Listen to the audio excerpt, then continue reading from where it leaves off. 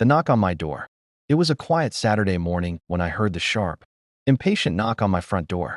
The kind of knock that carries authority, or at least thinks it does. I opened the door to find Karen, the self-appointed queen of our HOA, standing with a clipboard in one hand and her phone in the other. Her lips were pressed tight, eyes narrowed, and her signature suburban bob haircut swayed as she spoke.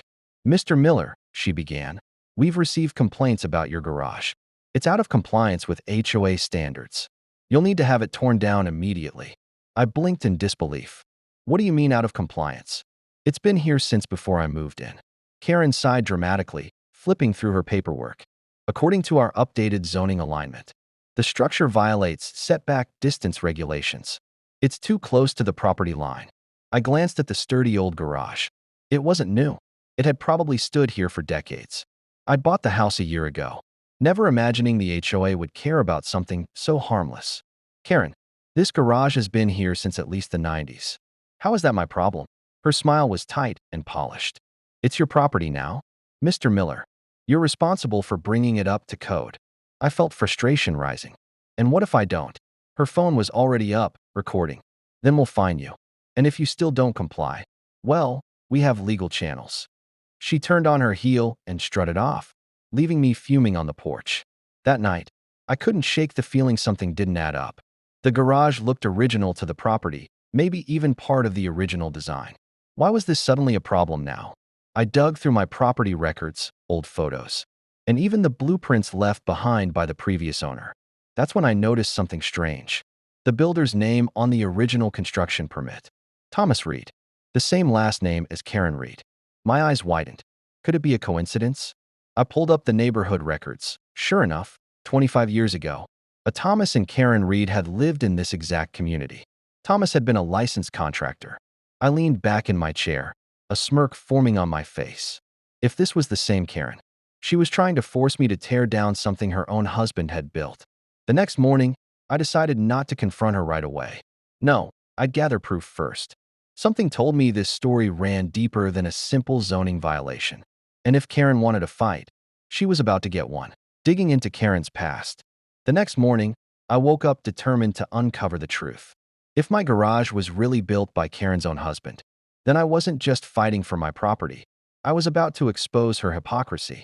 I started by visiting the county records office downtown. The place smelled like old paper and coffee, and the clerk behind the counter gave me a bored look when I explained what I was looking for. After a few minutes of searching, she slid a dusty manila folder toward me. "Thomas Reed Construction, 1998, she said. Inside were building permits, sketches, and inspection notes, all approved by the county and signed by Thomas Reed himself. The address matched mine exactly. I snapped photos of everything. There it was, proof that my garage wasn't some illegal structure. It was grandfathered in, built before the HOA even existed. But something else caught my attention in the documents. A note written in the margin in messy handwriting. "Karen wants this done before the HOA is formed." My heart raced.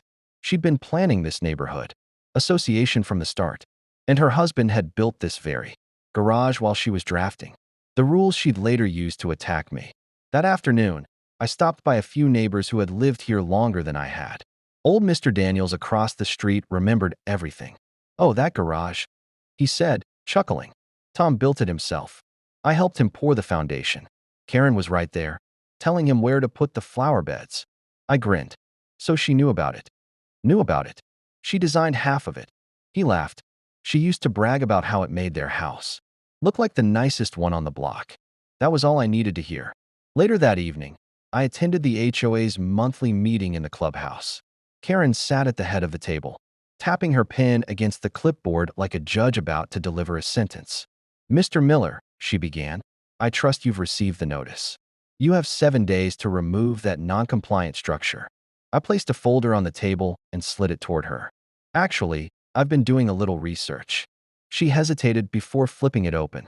Her face paled as she saw the name, Thomas Reed Construction. "This can't be," she started, but I cut her off. "Oh, it is. Your husband built that garage in 1998, before the HOA even existed. So, unless you plan to find your late husband's craftsmanship, I suggest you reconsider." The room went silent. The other board members exchanged glances, some stifling smiles. Karen's jaw tightened, and for once, she had no words. I stood up calmly. I'll expect a written apology by next week.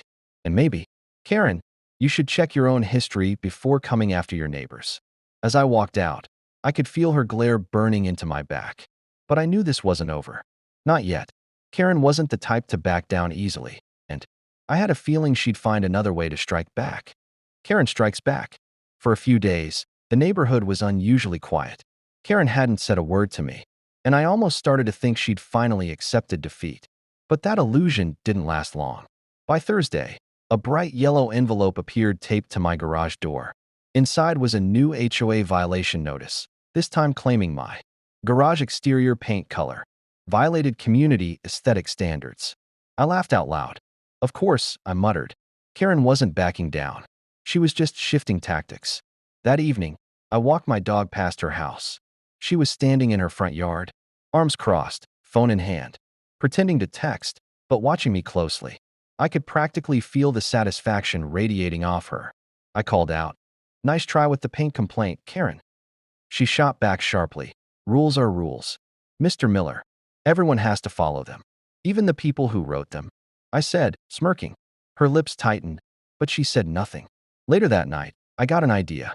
If Karen wanted to play this game, I'd make sure the entire neighborhood saw what kind of person she really was.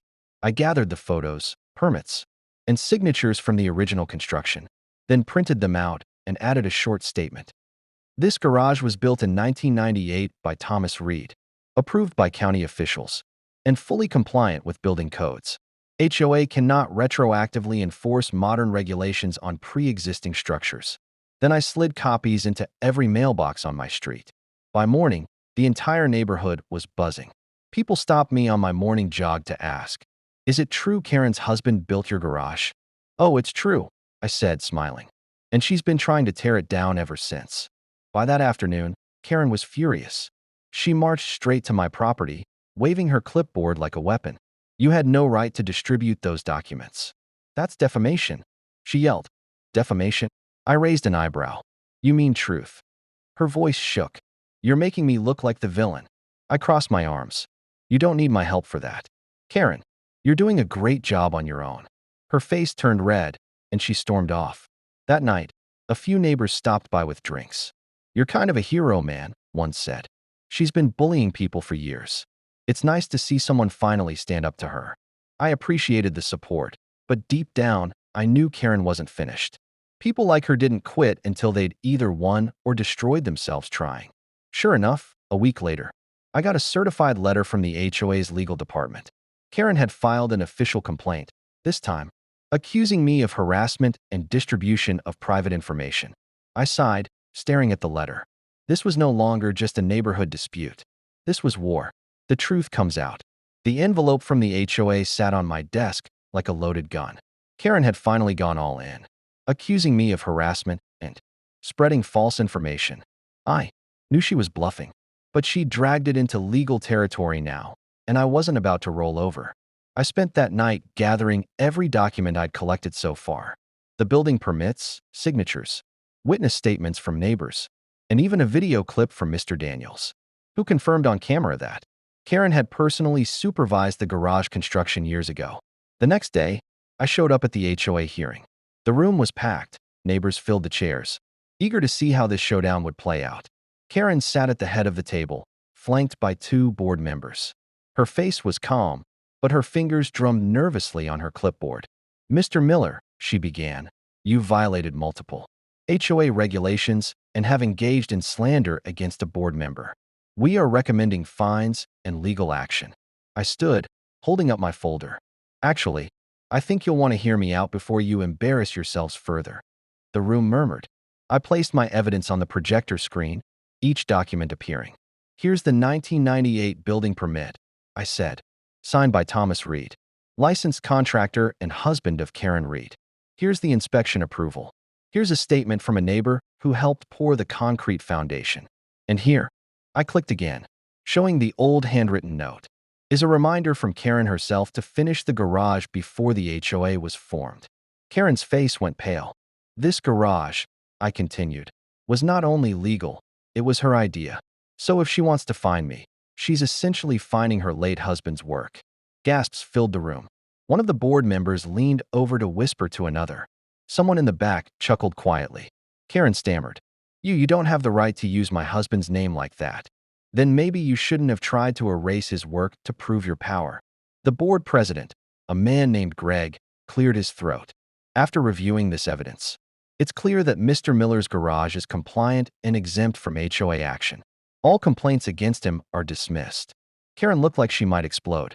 Her eyes darted around the room as neighbors whispered. For the first time, she had no control. Greg continued, "Furthermore, this board will be conducting a review of leadership conduct. Karen, we'll need to discuss your future role privately." I smiled, relieved but exhausted. A week later, an email went out announcing Karen's resignation from the HOA. For personal reasons, the neighborhood had never felt more peaceful. That evening, I stood by the garage, the same one she'd tried so hard to destroy. The wood was weathered, but solid, built with care, built by the man she once loved. And now, it stood as a monument to truth, to standing up for yourself, and to the irony that even Karen couldn't bulldoze away.